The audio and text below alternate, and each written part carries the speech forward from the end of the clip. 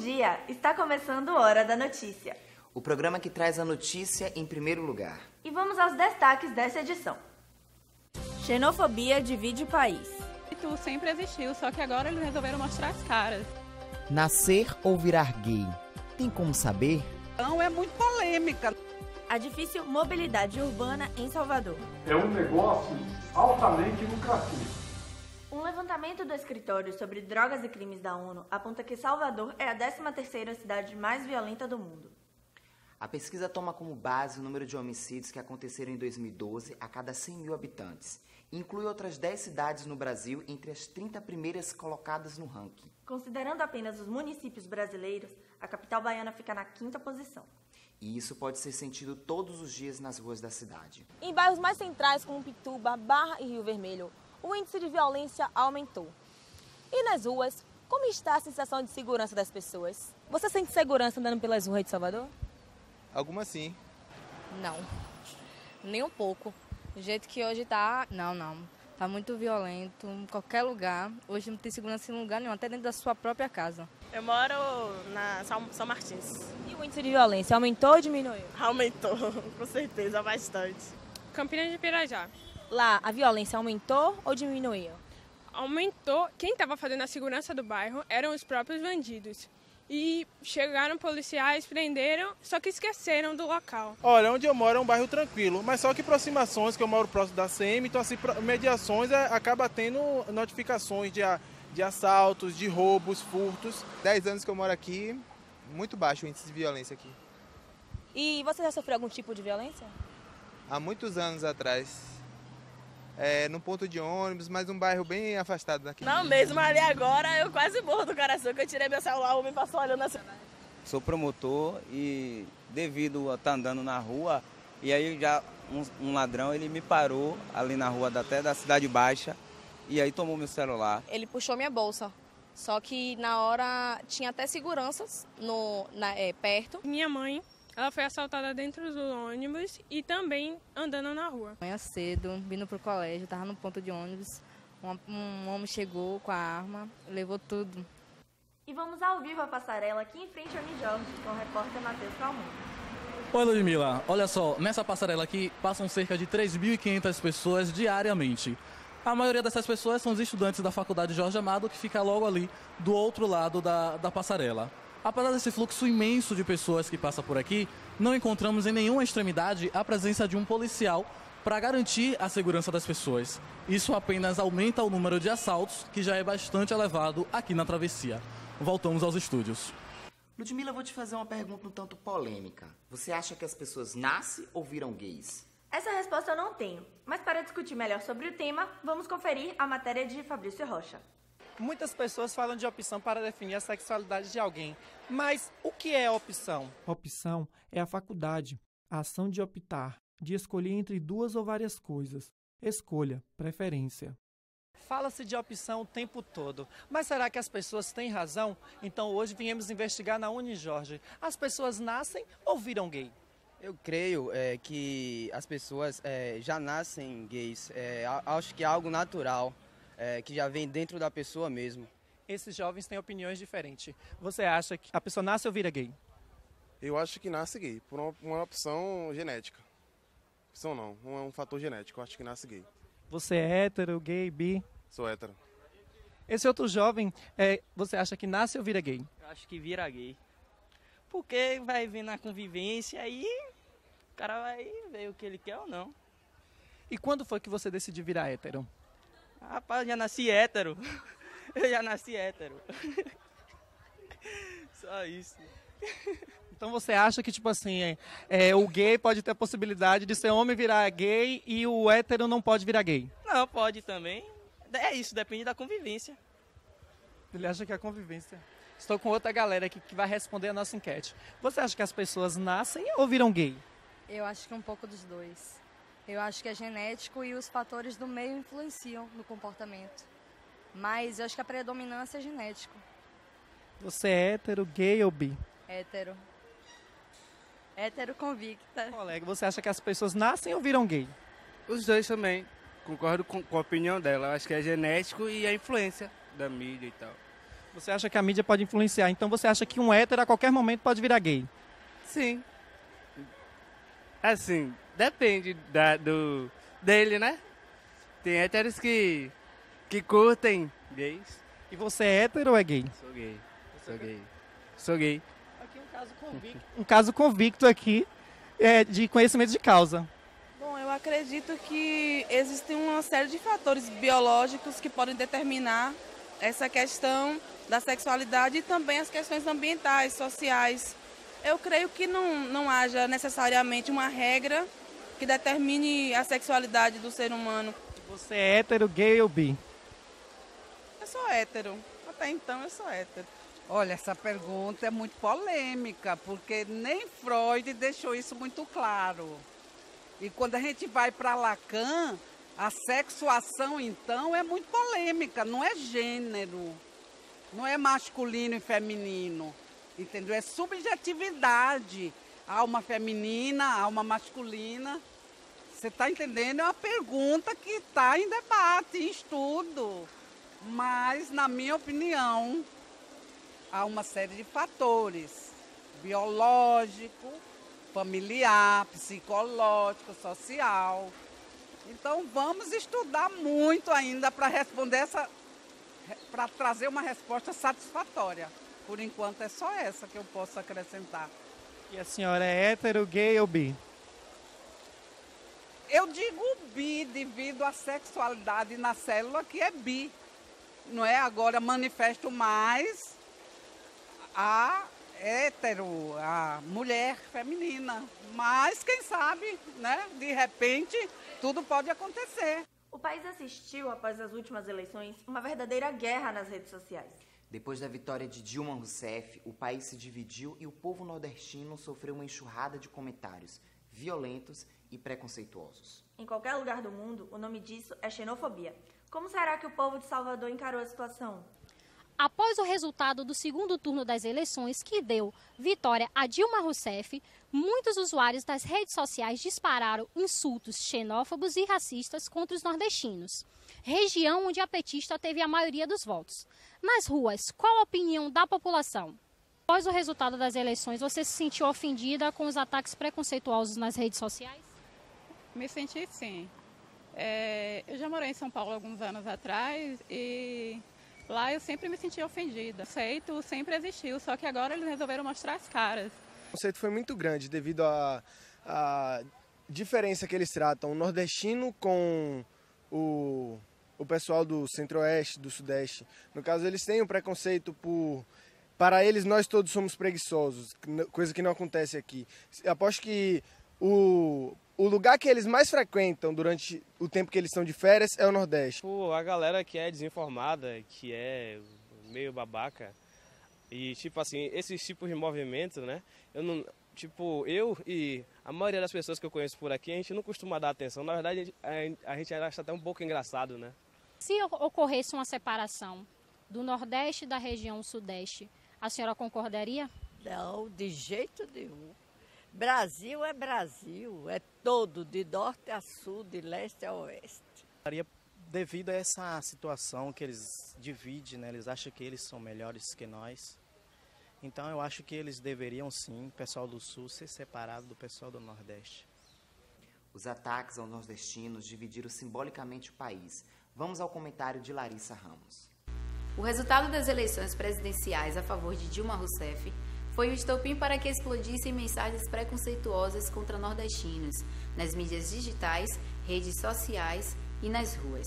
A grande maioria delas com xingamentos e até a proposta de separação das regiões por meio de um muro, visualizada por infográficos e compartilhadas por políticos, celebridades e até cidadãos comuns. Muitos eleitores do candidato derrotado, Aécio Neves, do PSDB, apontaram os nordestinos e o Bolsa Família como os responsáveis pelo curral eleitoral da presidenta, o que já foi desmistificado. Na verdade, o desempenho na segunda região mais populosa do país ajudou a garantir a candidata petista na eleição mais acirrada da história. Dilma obteve 2 vitórias simbólicas na região sul. Uma em Minas Gerais, estado governado por Aécio Neves durante 8 anos, e a outra no Rio de Janeiro. No geral, ela venceu com margem apertada, 51,4% contra 48,6%, cerca de 3 milhões de votos de diferença. E muitos não sabem, mas este argumento do Bolsa Família cai por terra quando sabe-se que, segundo o MDS, Ministério do Desenvolvimento Social e Combate à Fome, o estado que ocupa a segunda posição em quantidade de famílias que recebem este benefício é justamente São Paulo, região em que mais internautas criticaram os nordestinos e o programa. Infelizmente, parte da mídia apoiou de muitas formas essas depreciações, utilizando uma linguagem mais refinada que ia de regiões mais dependentes de programas sociais do governo ou até uma fala do ex-presidente da República, Fernando Henrique Cardoso, em uma entrevista ao portal UOL, na qual acusou os eleitores da presidente de serem mal informados e residentes nos grotões. Infelizmente, a educação e os direitos humanos não são priorizados e valorizados como devem ser. E o comportamento de certos profissionais de mídia, celebridades e cidadãos nos apontam para um caminho conturbado. Diferente de qualquer conjuntura política, o preconceito contra os nordestinos irá emergir cada vez mais, porque ele é resultante da desinformação e deriva de uma incapacidade de compreender a ideia de Estado de Direito ou até mesmo a ideia de nação. O porquê da existência de tanto preconceito? O historiador nordestino Durval Muniz de Albuquerque Júnior, em seu texto Preconceito contra o Nordestino, nos alerta para uma questão interessante, que não pode e não deve ser descartada para que se possa entender a existência de tal preconceito. Segundo ele, para compreendermos por que as populações do Nordeste são objeto destes preconceitos, é necessário que se faça uma abordagem e que leve em conta dois aspectos fundamentais. Em primeiro lugar, a construção da própria ideia de Nordeste e, em consequência, da ideia de ser nordestino, já que, como veremos, nem esta divisão, nem esta identidade regional existiram desde sempre. Elas têm uma história que precisa ser conhecida e, se quisermos compreender de onde vieram muitas das imagens e falas negativas que marcam a região e seu habitante. E, em segundo lugar, é necessário abordarmos o papel desempenhado pelas elites nordestinas e por suas camadas populares na história do país no século XX. Mas a pergunta que se coloca é: por que compartilhamos conteúdos mentirosos se nós próprios desconhecemos os fatos de nossa própria história? A saber, programas sociais não sustentam o Nordeste. Qualquer dúvida, favor consultar os dados econômicos da região, que por sinal é uma das mais crescentes no país. E usem as redes sociais para algo mais saudável e construtivo. Na era do Facebook e Twitter, quem tem cérebro e se informa verdadeiramente é rei. Veja no próximo bloco.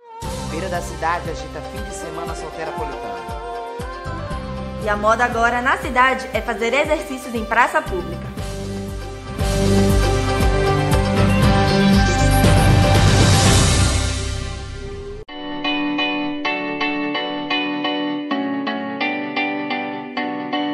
There was a time.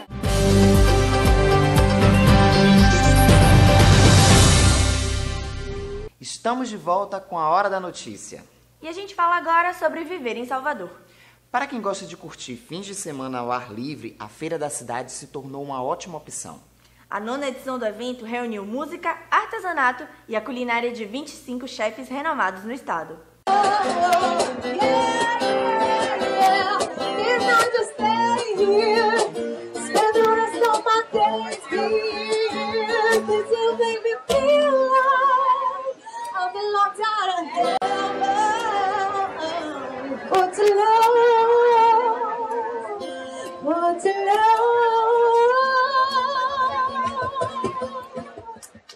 A Feira da Cidade atraiu diversas pessoas ao Farol da Barra no último fim de semana. O público pôde degustar de um cardápio variado, desde hambúrgueres caseiros a doces gourmet, além de curtir o clima de verão ao som de música ao vivo e a venda de produtos artesanais. É a nossa primeira vez aqui na feira, estamos adorando. Tem uma diversidade, artesanato, diversas culinárias, está bastante legal. Está interessante para entreter todo mundo e tá bem legal isso.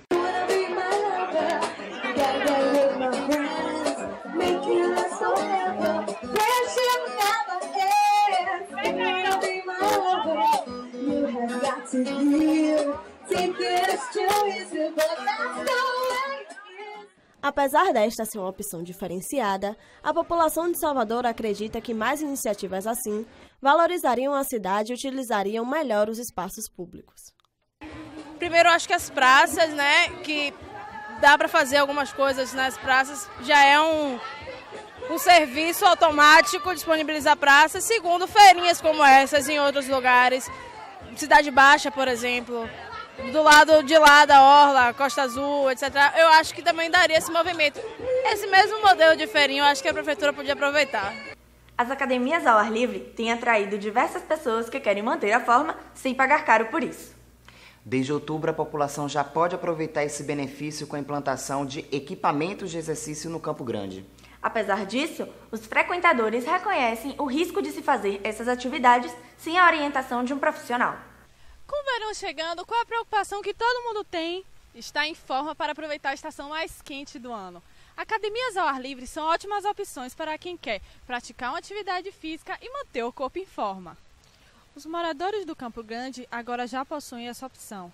A Praça 2 de Julho ganhou equipamentos implantados pelo laboratório Seibin, empresa adotante da praça dentro do programa Verde Perto, desenvolvida pela Secretaria Cidade Sustentável.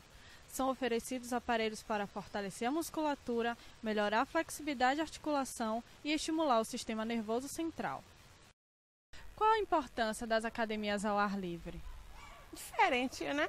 Pra gente é a coisa mais livre, a gente sente mais à vontade. E a diferença é maior no preço, né? Que você não tem a preocupação no final do mês você ter que pagar.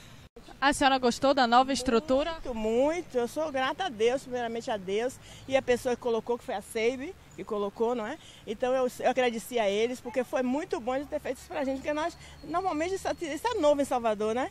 Porque aí em Santa Catarina, aí por fora, esses estados aí, já tinha isso aí. Só que aqui começou agora. O senhor frequenta aqui quantos dias? Todos os dias? Quanto tempo? Geralmente 6 vezes por semana. Porque dizem os entendidos que uma vez por semana a gente deve descansar, né? Aí então eu paro domingo, ou então sábado, e os outros dias eu venho aqui. A senhora acha perigoso as pessoas frequentarem aqui sem o auxílio de um profissional? Um pouco, porque eu vejo muitas pessoas fazendo exercício errado e aí vai um orientando o outro e geralmente a pessoa que orienta não tem também, né, a sabedoria e fala de qualquer jeito, orienta de qualquer jeito. Então, para mim, acho que falta isso também, um orientador, principalmente para essas pessoas de terceira idade. Walter Takemoto e Juan Pedro Delgado, integrantes do movimento Passe Livre, falam sobre a mobilidade urbana em Salvador, dão sugestões para resolver a integração dos modais e fazem uma crítica à prefeitura, que para eles é refém das empresas de ônibus. Os moradores de Salvador e região metropolitana, que usam constantemente o serviço de transporte público, sofrem com os ônibus lotados e com as estações em péssimo estado de conservação. Walter Takemoto e Juan Pedro Delgado, lideranças do movimento Passe Livre em Salvador, falaram sobre a situação em que os coletivos se encontram, sobre a eficácia dos ônibus, a relação entre empresários e política e também sobre uma rede de ligação de intermodais na cidade.